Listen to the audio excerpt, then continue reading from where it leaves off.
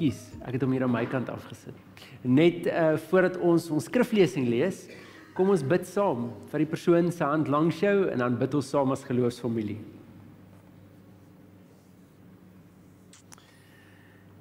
Here, wanneer ons na die natuur om ons kyk, dan sien ons hoe U sorg, hoe U reën bring op die tyd wanneer dit nodig is. Sonskyn, juis wanneer dit te nat word.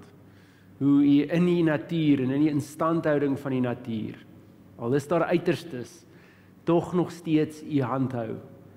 En in dieselfde manier sien ons ook U hand in ons lewe. Die bestuur van dit wat in en om ons gebeur, maar Here ook wanneer daar uiterstes plaasvind. In alles wat ons ervaar en beleef, sien ons dat U daar is. En daarom vra ons, Here, dat U ons aandag opnuut sal fokus op dit waarmee U besig is. Help ons om ons oë te lig, weier as ons onmiddellike behoeftes, en vas te kyk in dit wat U beplan, vir ons, vir die mense om ons, en vir ons gemeenskap. Help ons om juis deel te word van U plan. Spits ons ore vanoggend, Here, sodat ons nie mis dit waarmee U besig is nie. Leer ons, sodat ons al meer U hart sal leer ken. En Here, rus ons toe, om juis in dit wat ons vanoggend gehoor het, ook te reageer. Ons bid hierdie nie uit verdienste nie, maar alleen uit U genade. Amen. Met ons teksgedeelte kom vanoggend uit Johannes 6. Johannes 6 van vers 22 tot 36. Ons is nog besig met die preekreeks oor gebed. En ons het nou al 'n paar goed wat baie duidelik uitgestaan het rondom gebed. Die twee goed wat ons by Jesus leer is 1, dat gebed deel is van ons asemhaling. Dis 'n ritme, dis 'n roetine, dis iets wat ons nie kan mis nie, want dit word ons suurstof. Op enige gegeewe stadium, as jy ophou asemhaal vir 'n lang genoeg tyd, dan gaan jy dood. En dieselfde impak is in ons geloofslewe. Gebed is ons lewensbron. Dis die een ding. Die ander ding wat ons leer by Jesus is dat hy nooit vir die disippels leer wat hulle moet doen met ongeantwoorde gebede nie. Wat beteken, ongeantwoorde gebede is nie veronderstel om die norm te wees nie. En natuurlik beteken dit, soos enige ding in ons verhouding met God, wanneer ons nie dit sien wat God gesê het nie, dan beteken dit, daar's aanpassings wat ek moet maak aan my kant. Want God het redelik sy posisie en hy hou dit. En dan die derde ding wat ons leer is dat gebed lewensveranderend behoort te wees. Van alles wat die disippels van Jesus sien, al die wonderwerke, al die leringe, alles waarmee Jesus besig is dit juist die een ding wat die disippels vir Jesus vra. Leer ons om te bid. Nie leer ons om die dooies op te wek, leer ons hoe om die siekes te genees, leer ons om te preek soos wat jy preek nie, leer ons om te bid. Vanuit dit kom hulle opdrag ook, gaan doop mense in die naam van die Vader, Seun en die Heilige Gees, en hulle het mag gehad oor siekes en demone, en juis moes op hierdie manier ook bedien. Maar dit is nooit iets wat hulle gevra het nie, dit wat hulle gevra het was gebed. Wat beteken, wanneer hulle Jesus uit gebed uit sien terugkom, dan moes daar 'n verandering gewees het. So 'n verandering, so impak, dat hulle besef het, hierdie is die sleutel. En so het ons vir mekaar gesê, juis verlede week, dat gebed is eintlik 'n uitruil van inligting. Ek ruil my persepsie vir God se persepsie. Ek leer in gebed God ken. En ek leer in gebed my fokus ook ken. En so, dis die drie goed wat ons weet van gebed tot op hede. En vanoggend gaan ons die vraag vra, hoe ernstig is jou gebed? Ons werk juist met honger. Ek wil graag 'n konsep verduidelik oor honger. Honger ken ons in die fisiese sin, dat ek honger is en dat ek dan iets nodig het om te eet, en dat honger jou liggaam se syne boodskap is om te sê, jy het nodig om voedingsstowwe in te neem, ek het nodig om voedingsstowwe te gebruik om te kan aangaan. Nou wil ek julle die vraag vra. Sit jouself in hierdie posisie, as jy jouself nog nooit daar gevind het nie, sit jouself in die posisie, of as jy jouself daarin gekry het, vul net die details in van jou prentjie. Jy sit rustig op die bank, jy is nie regtig dat jy doodgaan van die honger nie. Maar jou vrou spring op en sê, sy gaan 'n broodjie maak, soek jy iets? En op daai oomblik, definitief, ja, ek's baie honger. Nie honger genoeg om self die broodjie te gaan maak nie, verseker nie. Net aangesien hy nou in my rigting kom, sal dit baie lekker wees. Baie keer in gebed dink ons dis honger. Ons dink dis honger om so terloops te bid as deel van ons routine. Maar as dit wegval, is dit ook nie noodwendig iets wat my lewe omver gaan gooi nie. En die ironie is, wanneer die Bybel praat oor 'n honger vir geregtigheid, 'n honger vir God se teenwoordigheid, dan praat dit van 'n sterwenshonger. Dis met ander woorde genoeg honger dat jy self die broodjie sou gaan maak nog voordat dit voorgestel is. En dis die honger wat God ons toe na uitnooi. Ons gaan die teks nou lees en die teks se agtergrond is eintlik net nadat Jesus aan 'n klomp mense kos gegee het vanuit 'n handjievol kos wat beskikbaar is. En natuurlik vir hierdie ouens in hierdie omstandighede was dit wonderbaarlik. So kom ons begin by ons teks, Johannes 6 van vers 22 tot 36. Dit sê: Die mense wat oorkant die see was, het gesien dat daar net een skuitjie is en geweet dat Jesus nie saam met sy disippels in die skuit geklim het nie, maar dat hulle alleen weggevaar het. Die volgende dag kom daar toe ander skuitjies van Tiberias af aan, naby die plek waar die mense die brood geëet het, en nadat Jesus daarvoor dank gegee het. Toe die mense sien dat Jesus nie daar is nie, en sy disippels ook nie, het in die skuitjies geklim en na Kapernaum toe gevaar, op soek na Jesus. En toe hulle hom oorkant die see kry, vra hulle vir hom: Rabbi, wanneer het jy hierheen aangekom? Jesus antwoord hulle: Dit verseker ek julle soek my, nie omdat julle die wondertekens gesien het nie, maar omdat julle van die brood geëet en versadig geword het. Julle moenie werk vir die voedsel wat vergaan nie, maar vir die voedsel wat nie vergaan nie, en wat ewige lewe gee. Dit sal die Seun van die mens vir julle gee, want God, die Vader, het hom die mag daartoe verleen. Hulle vra hom toe: Wat moet ons doen om te doen wat God van ons verlang? En Jesus antwoord hulle: Wat God van julle verlang, is dat julle moet glo in hom wat hy gestuur het. Hulle sê toe vir hom: Watter wonderteken kan u doen, sodat ons dan kan sien en in u kan glo? Wat gaan u doen? Want ons voorouers het manna in die woestyn geëet, soos daar geskrywe staan. Hy het aan hulle brood uit die hemel gegee om te eet. Jesus het hulle geantwoord: Dit verseker ek julle, dit is nie Moses wat vir julle die brood uit die hemel gegee het nie, maar dit is my Vader wat vir julle die ware brood uit die hemel gee. Die brood wat God gee, is hy wat uit die hemel kom en aan die wêreld die lewe gee. Hulle sê toe vir hom: Meneer, gee ons tog altyd hierdie brood. Maar Jesus sê vir hulle: Ek is die brood wat lewe gee. Wie na my toe kom, sal nooit weer honger kry nie, en wie in my glo, sal nooit weer dors kry nie. Maar wat julle betref, ek het reeds gesê, julle sien my, en tog glo julle nie in my nie. Ons lees net tot sover. Ek wil gou vinnig oor hierdie verhaal gaan en net bietjie verduidelik wat besig is om hier te gebeur. Hou in gedagte dat die mense wat na Jesus geluister het, meeste van hulle, het onder die broodlyn gelewe. En dit was maar bloot as gevolg van 'n belaglike hoeveelheid belasting wat op hulle gesit was van verskeie oorde af. Dit het gegaan oor die Romeinse regering en die manier hoe die Romeine nog redelik vrede probeer hou het, deur enige ander nasie wat nie die Romeinse kultuur aan vasgeklou het nie, te onderdruk. En so, die mense wat om Jesus gesit het, was redelik honger, maar redelik fisies honger. En in hierdie wonderwerk is Jesus besig om uit 'n klein bietjie kos vir almal kos te gee, en dit moes indrukwekkend gewees het. Dink vir 'n oomblik, as jy min het om te eet, en hier sien jy is 'n bron van kos, en dit lyk nie asof dit ophou nie. Dit maak nie saak hoeveel Jesus hier het nie, almal kry om te eet, meer as genoeg. So hierdie lyk soos 'n oplossing, nie waar nie? En dis hoekom hierdie mense Jesus soek en hom bly volg, want hulle sien hierin is 'n oplossing. Ons het nie baie om te eet nie, maar hierdie man kan sorg dat ons altyd genoeg het om te eet. So ons gaan hom volg. En dis dan waaroor Jesus hulle uitdaag. Wanneer hulle na hom toe kom, dan sê Jesus vir hulle: Julle is besig om my te soek, maar nie oor wie ek is nie. Nie omdat julle besef wie ek regtig is nie.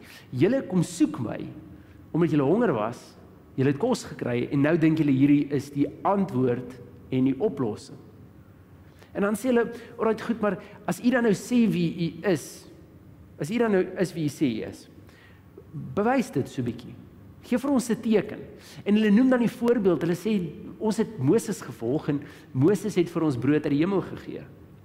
En dan sê Jesus vir hulle, julle verstaan hierdie totaal en al verkeerd.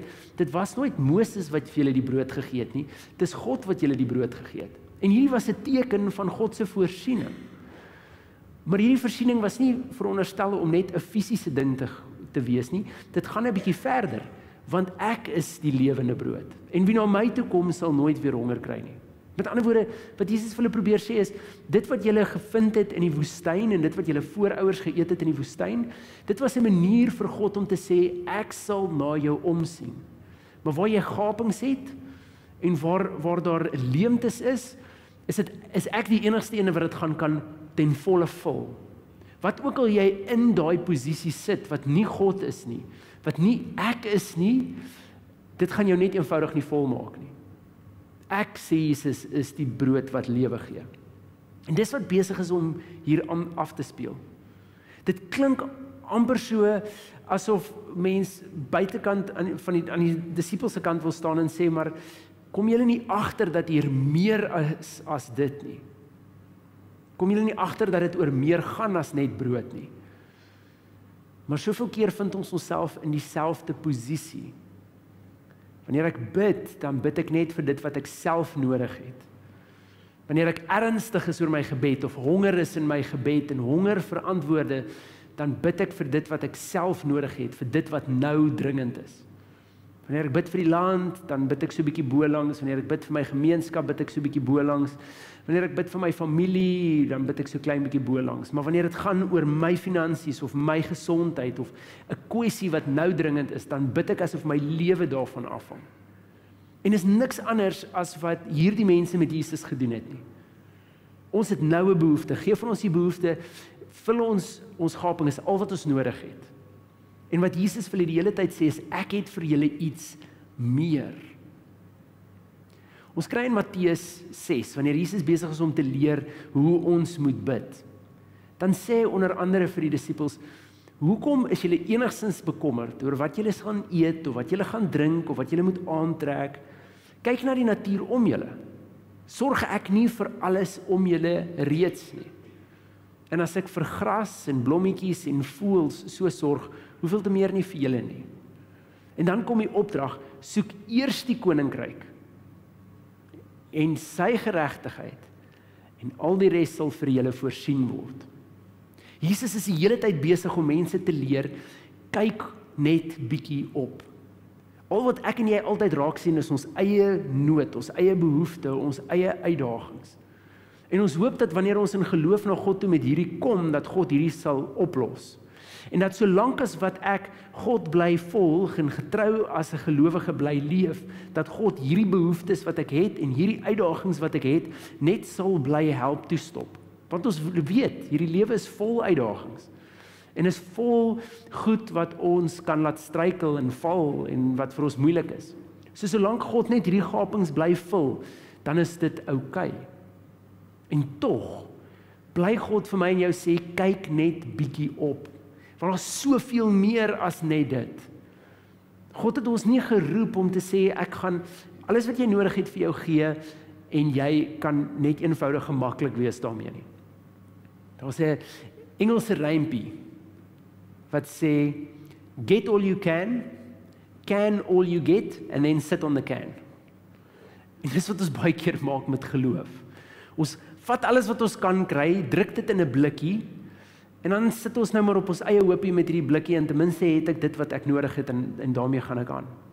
Terwyl wat God eintlik vir ons besig is om te sê, is ek nooi julle om deel te neem aan die koninkryk. Jou gebed het 'n impak op jou gesin, op jou gemeenskap, op jou gemeente, op jou land. En as ons die hele tyd vashou aan dit wat vir my 'n behoefte nou is, dan is dit ook waar my gebed stop. En die erns van my gebed gaan net eenvoudig gaan oor hoe ernstig dit vir my is om hierdie ding te kry om te werk, of hierdie uitdaging uit my pad uit te kry, of hierdie volgende 'n struikelblok in my lewe te oorkom. Maar wanneer ek besef met wie ek praat, dan is dit totaal anders. Wanneer ek besef wat die impak is van my gebed, dan kan ek dalk met dieselfde erns begin bid vir my land, en bid vir my gemeenskap, en bid vir my gesin. Ek wil jou gou hierdie vraag vra. En is dalk moeilik om 'n voorbeeld te kry. Maar verbeel jou, dat jy met die mees invloedryke man in die wêreld 'n koffieafspraak het. En jy besef dat wanneer jy hierdie koffieafspraak het, dat daar 'n klomp goed is wat jy kan deel in die proses. Daar's 'n klomp goed waaroor jy kan gesels, daar's 'n klomp goed wat jy kan noem. Maar op die ou end besef jy ook dat hierdie persoon het redelik mag en finansiële middele om 'n groot verskil te maak in jou omgewing, in jou land en weier. So my vraag is dan, wanneer jy dan by so 'n koffieafspraak instap, waaroor gaan jy gesels? Wat gaan jou gesprek wees? Wat is die tema wat jy kies om oor te gesels? Gaan dit net eenvoudig wees oor wat jy graag sal wil hê en doen in jou uitdagings? Of gaan jy dalk so 'n bietjie weier dink en sê, wat mag dit wees om 'n eerlike regering te hê? Wat mag dit wees om aan meer mense die geleentheid te gee vir onderrig? Sou jy anders dink daaroor? Sou jy anders by so 'n gesprek instap as jy weet wat hierdie persoon se invloed en mag is? En ek is vas oortuig dis baie keer ons probleem. Ons kyk nie na God as enigiets anders as 'n genie wat my probleme kan oplos nie. Of dalk self sien ons God nie eers so nie, ek's net regtig desperaat dat iemand my help met hierdie uitdagings wat ek het. Terwyl die werklikheid is dat ek en jy genooi word om in die geselskap te sit van die God wat alles geskep het. Wat oor alles invloed het en 'n impak in alles het. Dink jy nie ons gesprek moet bietjie anders lyk met God in gebed nie? Dink jy nie daar is 'n paar goed wat anders en meer moontlik is as net die paar goed wat ons altyd na God toe bring nie? Nou hoor asseblief my hart mooi hierin. Dit beteken nie jy moet stil bly oor jou behoefte nie, want die uitnodiging in God se woord is baie duidelik. As daar enige iets is waaroor jy bekommernis het, moet oor niks bekommer wees nie, bring dit na God toe met gebed en danksegging. So die ritme wat ons kry is, kom deel met God dit wat jy nodig het. Kom deel dit juis. En doen dit ook sommer deur dankie te sê. Sê dankie vir wie God is. Wees dankbaar teenoor God vir sy teenwoordigheid en die feit dat hy luister. Maar dis 'n aspek van ons gebed. As ons dit die slotsom maak van ons gebed, dan is ek en jy besig om met 'n ongelooflike wapen stof af te vee. Ons het so nodig om die erns van ons gebed te besef. En wanneer ek besef wat die impak van gebed kan wees, wanneer ek besef met wie ek besig is om te praat, dan kom daar 'n erns. Ons het dalk eintlik meer nodig om met God juist te praat oor die kwessies in ons families en in ons gemeenskappe, in ons skole, in die plekke waar ons elke dag beweeg, om God se hart daaroor te hoor. Hoe dink jy voel God oor die besighede wat om jou is? Hoe dink jy voel God oor die mense wat om jou is? Kinders, hoe dink jy voel God oor jou skool? En as enige van daai antwoorde iets sou wees dat God omgee, dat God graag mense daardeur wil opbou, dan beteken dit dis nodig dat ons daarvoor bid. Dan moet ons begin intree daarvoor, dan moet ons met God 'n gesprek hê hieroor, want as dit God se wil is, dan kan ons deel hê daaraan. Hoe ernstig is jou gebed? Gaan dit oor net jou onmiddellike behoeftes? Of gaan jy die uitnodiging vat om 'n bietjie verder te kyk as dit? Die belofte wat ons het is dat God weet wat ek en jy nodig het. So die uitnodiging is eintlik, wat jy ook al nodig het, dis gedek. Fokus op dit wat 'n impak kan hê. Dis die uitnodiging wat ons kry. So, Kan ons mekaar uitdaag hierdie week om werklik honger te raak vir God se geregtigheid en God se verandering om ons. Honger genoeg dat dit 'n ernstige gebed raak in my lewe. Met die wete dat wanneer ek bid, ek in die gesprek is van die een wat alles om my geskep het en die invloed het om alles om my te verander. Kan ek met daardie erns, daardie hart, daardie intensiteit na God toe kom en met God begin praat oor die kwessies wat ek weet God graag oor wil praat. Die goed wat regtig belangrik is. En ons behoeftes, dit wat ons nodig het, bring dit ook na God toe. Maar moenie daar stop nie. Moenie dat dit die punt is in jou sin nie. Sit dit voor God neer, kyk wat God daarmee maak. Maar weet ook dat God ons uitnooi tot iets baie meer, baie groter en baie wyer. Ten slotte wil ek 'n ding noem. Het jy geweet dat wanneer ek en jy bid vir ons gemeenskap, vir ons land, vir die mense om ons, en daar kom antwoord op daai gebed, dat God ook in dit verheerlik word? Dit word 'n ander manier om die Vader se hart te wys. Om te wys dat ons 'n God het wat betrokke is. 'n God het wat omgee. Ek en jy het 'n mandaat, en ek dink nie dis iets wat ons ligtelik moet opneem nie. Amen. Gemeente, wanneer ons voete sit in ons winkels, in ons besighede, in ons gemeenskap, dan doen ons dit ook met die wete dat dieselfde Gees wat Christus uit die dood opgewek het, in ons leef. En dit beteken daar's 'n impak wat ons het, waar ook al ons voet neersit. Nie as gevolg van wie ons is nie, maar as gevolg van wie God deur ons is. En daarom mag die God wat vir ons so lief is, Jesus wat vir ons die voorbeeld was van die uitlewing van hierdie liefde, en die Heilige Gees wat ons lei in waarheid, met ons elkeen wees, en vir ons elkeen wys waar ons 'n rol kan speel. Amen.